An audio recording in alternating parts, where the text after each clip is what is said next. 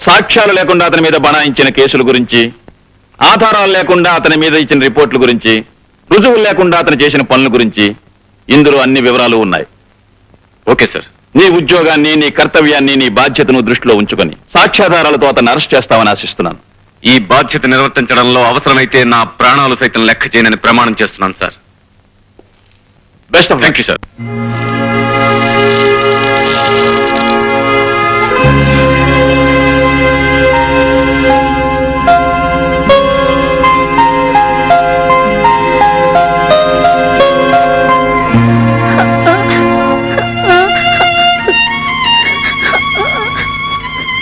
విజయ్, విజయ్, నువ్వు స్కూల్కి వెళ్ళొచ్చురా. ఫీజు కట్టకపోతే స్కూల్కి ఎలా రానిస్తారా?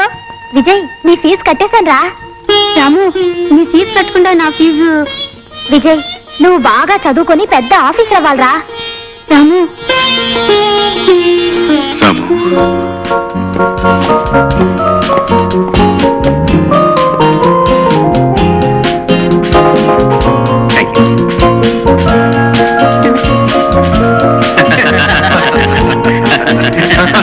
అదే విషయం. విజయ్,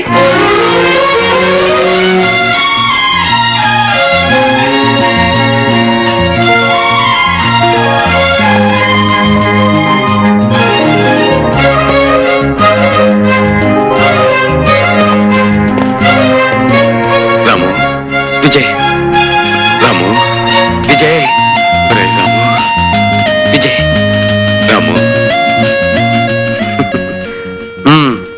చేతగాని హైదరాబాద్ పోలీస్ శాఖ నీ చేత నా చేతులకు సంఖ్యలు వేయించాలని వైజాగ్ నుంచి నిన్ను పిలిపించిందన్నమాట.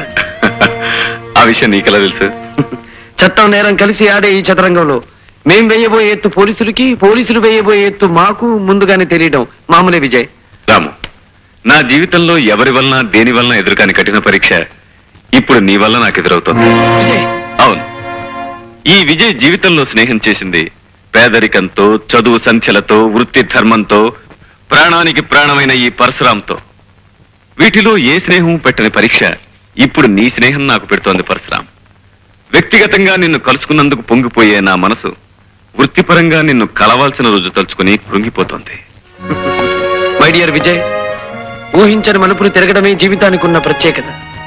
అందుకే అనుకుని విధంగా నువ్వు న్యాయం తరఫున మనిషివయ్యావు, నేను నేరం తరఫున మనిషినయ్యాను. రాము, ఎందుకు ఎందుకు నువ్వు అలాంటి దారిలో అడుగు పెట్టావు?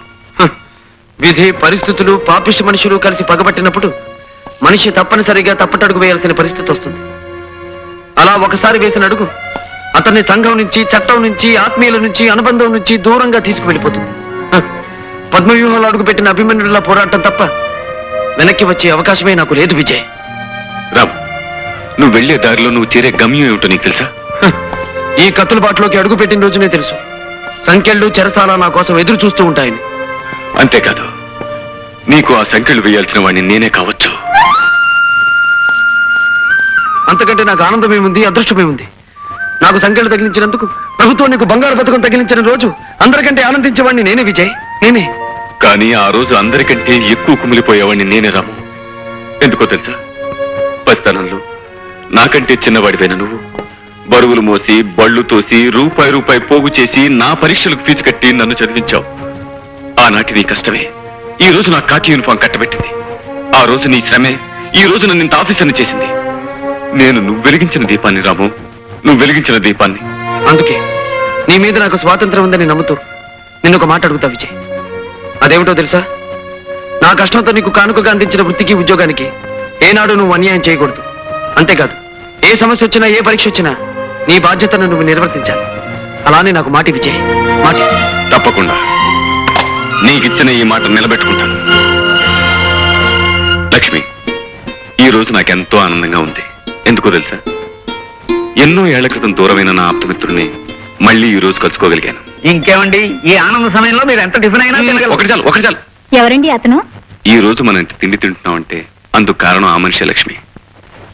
మేం మనుషులం వేరైనా మా మనసులు ఒక్కటే. గొప్పగా చెప్పారండి.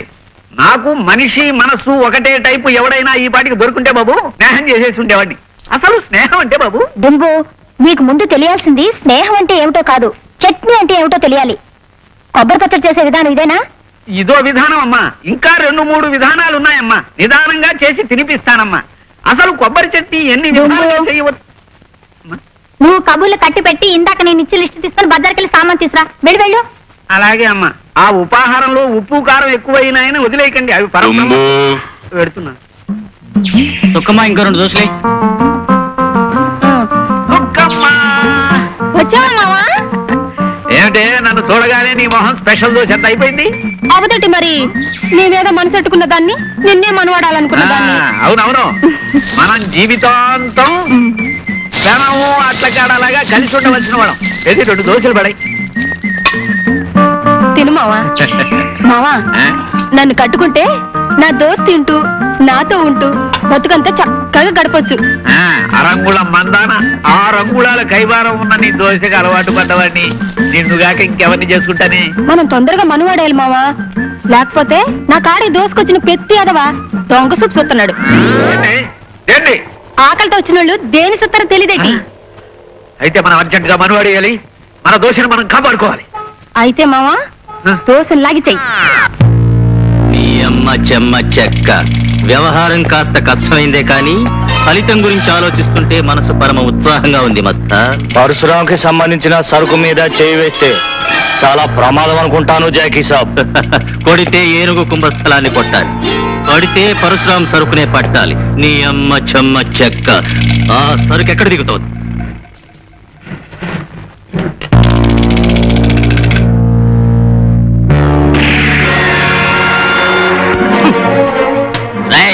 నీ అమ్మ చెమ్మ చెక్క. కదిలారంటే తలకాయలన్నీ పుచ్చకాయల్లా పేలిపోతాయి.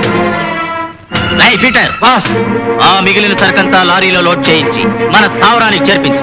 Okay boss. రై వెళ్ళి మీ పరశురాం దగ్గర చెప్పుకోండ్రా, రాజాలా వచ్చి మీ సరుకంతా దోచుకుపోయింది ద గ్రేట్ జాకీ అని. చాలా కాలం తర్వాత ఇవాళ పాత రోజులు మరీ మరీ గుర్తొస్తున్నాయి. ఎందుకో తెలుసా? ఎందుకు బాస్? నా ప్రాణమిత్రుడు నేను కలిసి ఉన్న రోజుల్లో ఒకరి పుట్టినరోజును మరొకరు ఎంతో ఆనందంగా జరుపుకునేవాళ్ళు. అతని పుట్టినరోజు జరిగిన మరునాడే నా పుట్టినరోజు వస్తుంది. దూరమైన ఎన్నేళ్లు అతని ఏ పుట్టినరోజుకి నేను కలవలేకపోయాను, ఏ బహుమతి ఇవ్వలేకపోయాను. కానీ ఈసారి అతని పుట్టినరోజుకి నేను ఒక అద్భుతమైన కానుకలు ఇవ్వాలనుకుంటున్నాను. అదేమిటో తెలుసా? ఏమిటి బాస్? ఈ నగరంలో కల్లా నేరస్తుడనే ముద్రపడిన ఆ జాకీని సాక్ష్యాధారాలతో నా విజయ్కి కానుకగా అందిస్తాను.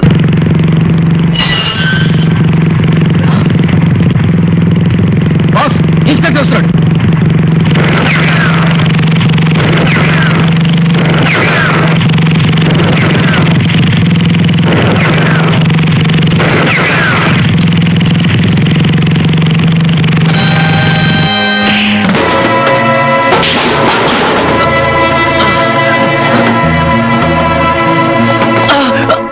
Congratulations mister Vijay. చాలా కాలంగా ఈ నగరంలో పోలీస్ శాఖను ఎంతో వేధిస్తూ దొరకకుండా తప్పించుకు తిరిగే జాకీ అండ్ గ్యాంగ్ ను అతి తక్కువ కాలంలో అరెస్ట్ చేసినందుకు నా కంగ్రాచులేషన్. Thank you sir. ఇదే విధంగా పట్టుదలతో ఆ పరశురామును కూడా అరెస్ట్ చేసి న్యాయస్థానంలో నిలబెడతామని ఆశిస్తున్నాను. I will try my best sir.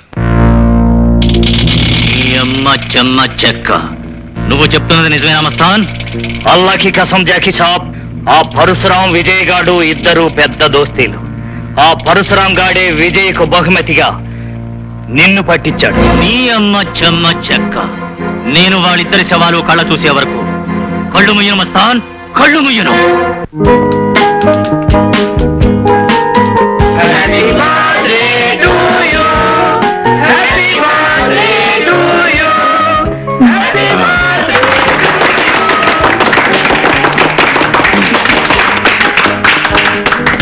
మీ వదిన క్యాండిల్స్ ఎక్కువ పెట్టేసిందమ్మా. 4 తెగించాలి.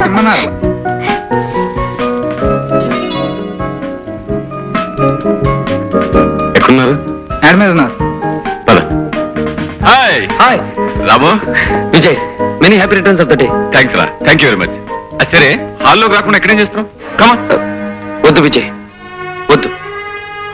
నువ్వు లా అయితే నేను అవుట్లాని, నీది ఉత్తర ధ్రువం అయితే నాది దక్షిణ ధ్రువం. అక్కడ నీ స్నేహితులు, తోటి అధికారులు, పై ఆఫీసర్లు ఎంతో మంది ఉంటారు. వాళ్ళ మధ్యకి నీ స్నేహితుడిగా నేను రావడం నీకు మంచిది కాదు, నాకు మంచిది కాదు. ఏమంటావు? It's all right. నీ ఇష్టం. కేక్ తీసుకొస్తానండి. వద్దు విజయ్, ఏం వద్దు. నాకు చిన్న కోరిక ఉంది, తీరుస్తావా? అదేమిటో చెప్పురాం. మహాలక్ష్మిలా కనిపించే చెల్లెమ్మ ఒక తీయటి పాట పాడితే వినాలనుంది. నా కోరిక తీరుస్తావా విజయ్? తప్పకుండా లక్ష్మిని పాడమంటాను. ఫ్రెండ్స్ అండ్ వెల్ విషర్స్, నా పుట్టినరోజు సందర్భంగా మా శ్రీమతి ఒక పాట పాడి మిమ్మల్ని అందరినీ ఆనందింపజేస్తుంది. పాటలు వచ్చండి. పర్వాలేదు, ఏదో పాట పాడు. వద్దండి ప్లీజ్, అది నా పాడాలి ప్లీజ్. తప్పదు. ఇదిగో.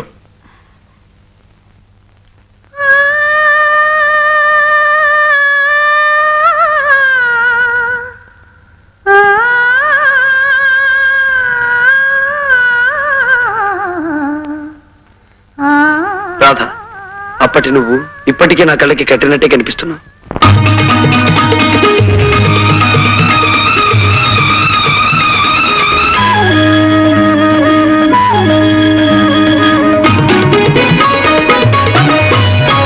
నీ తొలి చూపులోనే